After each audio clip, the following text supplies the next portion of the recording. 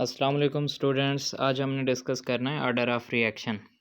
तो order of reaction की दो डेफिनेशन हैं, हम दोनों डेफिनेशन को सीखते हैं। सबसे पहली डेफिनेशन तो ये है कि जब हम कोई रेट इक्वेशन लिखते हैं तो रेट इक्वेशन के ऊपर जो एक्सपोनेंट्स हमें मिलते हैं उनका सम कर लिया जाए तो वो हमें ऑर्डर ऑफ़ रिएक्शन बताता है।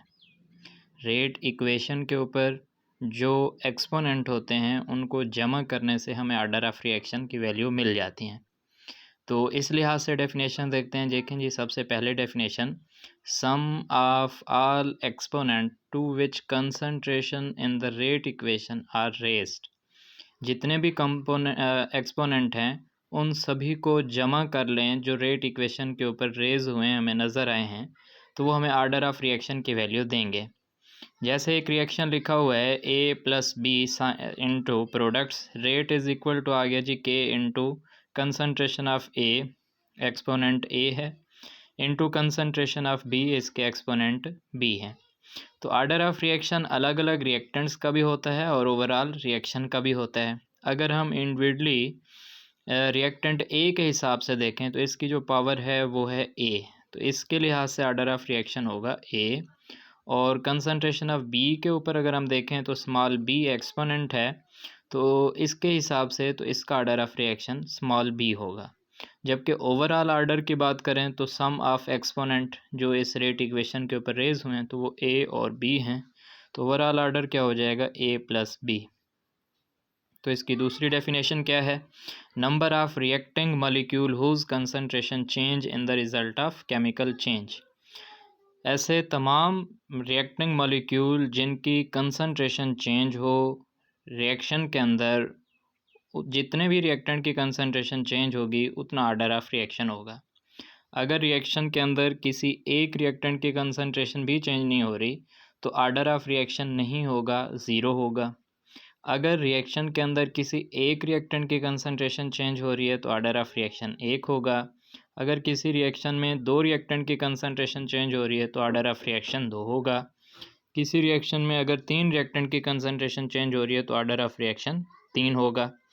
अब इसमें कुछ इंपॉर्टेंट पॉइंट हैं, जैसे सबसे पहला है एक्सपेरिमेंटली डिटरमाइंड। मीन हम ऑर्डर ऑफ रिएक्शन को देख के नहीं बता सकते, ये प्योरली एक्सपेरिमेंटली डिटरमाइंड क्वांटिटी है।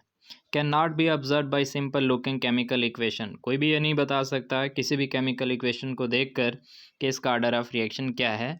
इसके लिए हमें एक्सपेरिमेंटली डाटा को ही देखना पड़ेगा, तब हमें पता चलेगा कि इसका ऑर्डर ऑफ रिएक्शन क्या है।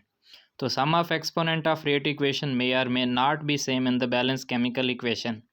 कि जो बैलेंस केमिकल इक्वेशन हमारे सामने है, तो जो ऑर्डर ऑफ रिएक्शन है उसके एक्सपोनेंट को जमा करने से जो रिज़ल्ट आ रहा है, हो सकता है हमारा ऑर्डर ऑफ रिएक्शन भी उतना हो या फिर उससे ऑर्डर ऑफ रिएक्शन हमारा वेरी भी कर सकता है। तो नेक्स्ट जो इम्पोर्टेंट पॉइंट है इसमें वो ये है कि it may be in order of reaction may be 0, 1, 2, 3। तो मैक्सिमम ऑर्डर ऑफ रिएक्शन हमारे पास 3 तक हो सकते हैं। It provides valuable information about mechanism of reaction. तो हमें ऑर्डर ऑफ रिएक्शन से और किस चीज़ का पता चलता है कि रिएक्शन का मैकेनिज्म क्या होगा, रिएक्शन किस रूट से हो रहा है। तो आइए अब हम वन बाय वन कुछ ऑर्डर ऑफ रिएक्शन को स्टडी करते हैं। तो सबसे पहले है ज़ीरो ऑर्डर ऑफ रिएक्शन। अब ज़ीरो ऑर्डर ऑफ रिएक्शन कब होगा, जब रिएक्शन में रेट ऑफ रिएक्शन किसी भी रिएक्टेंट की कंसंट्रेशन पर डिपेंड ना करे, वो तमाम रिएक्टेंट की कंसंट्रेशन पर इंडिपेंडेंट हो। तो ऐसे में जो हमारे पास रेट ऑफ रिएक्शन होगा वो तो किसी भी रिएक्टेंट की कंसंट्रेशन पर डिपेंड नहीं कर रहा होगा, इसका मतलब वो इंडिपेंडेंट होगा, तो अब उसका ऑर्डर ऑफ रिएक्शन ज़ीरो होगा। A reaction said to be zero order if it is entirely independent of concentration of reacting molecule। अगर रिएक्शन हमारे पास रिएक्टेंट ऑफ कंसंट्रेशन पर इंडिपेंडेंट है तो उसका ऑर्डर ज़ीरो होगा, जैसे फोटोकेमिकल रिएक्शन। ऐसे तमाम रिएक्शन जो लाइट की प्रेजेंस में हों, ऐसे रिएक्शन को फोटोकेमिकल रिएक्शन बोलते हैं। तो अगर हमारे पास रिएक्टेंट हैं, लाइट नहीं है, तो रिएक्शन नहीं होंगे। लाइट की मौजूदगी में ही रिएक्शन हो रहे हैं, इसका मतलब वो रिएक्टेंट की कंसंट्रेशन पर तो डिपेंड नहीं कर रहे, वो किसी और फैक्टर पर डिपेंड कर रहे हैं। तो ऐसे तमाम रिएक्शन का फिर ऑर्डर ऑफ रिएक्शन ज़ीरो होता है। जैसे एक एग्जांपल है फोटोसिंथेसिस। फोटोसिंथेसिस में रिएक्टेंट्स हैं, अगर सनलाइट नहीं है तो रिएक्शन नहीं होगा। तो ऐसे तमाम रिएक्शन का ऑर्डर ऑफ रिएक्शन 0 होता है। इसके बाद है first order of reaction. First order of reaction क्या होगा, उन दोनों लिहाज से इनको डिफ़ाइन कर सकते हैं कि अगर तो एक रिएक्टेंट की कंसंट्रेशन पर रेट डिपेंड करेगा तो ऑर्डर ऑफ रिएक्शन 1 होगा। अगर एक्सपोनेंट जो हमारे पास रेज होंगे रेट इक्वेशन में उसकी वैल्यू 1 मिल जाए तो भी ऑर्डर ऑफ रिएक्शन 1 होगा। तो हमारे पास एक रिएक्शन लिखा गया है N2O5 डाई नाइट्रोजन पेंटाऑक्साइड, इसकी डिसोसिएशन हो रही है, इससे N2O4 और प्लस ऑक्सीजन मॉलिक्यूल बन रहा है।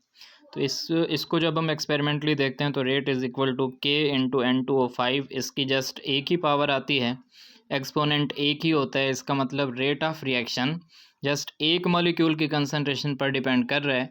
तो इसका ऑर्डर ऑफ रिएक्शन क्या होगा, 1। इसके बाद नेक्स्ट हम pseudo first order of reaction से स्टार्ट करेंगे।